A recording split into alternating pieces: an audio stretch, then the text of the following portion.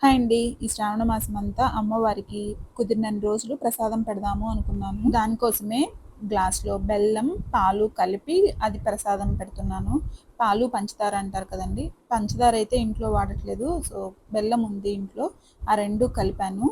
దీంతో పాటు ఈరోజు గురువారం కదా అని చెప్పి శనగలు ప్రసాదంగా పెడుతున్నాను. నిన్న నైటే నానబెట్టేసి ఈరోజు మార్నింగ్ ఎల్లిపాయ, ఉల్లిపాయ ఏమీ లేకుండా జస్ట్ పచ్చిమిర్చి, కరివేపాకు వేసి తాలింపు వేశాను. వీటితో పాటు ఏదో ఒక డ్రై ఫ్రూట్ అయితే పెడతాను ఖచ్చితంగా. అలా దేవుడికి పెట్టినవి తర్వాత అయితే పిల్లలకి, ఇంట్లో అందరం తీసుకుంటాము. పూజ చేసుకున్న తర్వాత కిడ్స్ కోసం లంచ్ బాక్స్ అయితే ప్రిపేర్ చేస్తున్నాను. ఈరోజు బ్రేక్ఫాస్ట్ కి అయితే ఏమీ ప్రిపేర్ చేయలేదు. ఈ మంత్ అంతా నాన్ వెజ్ ఏం తినము.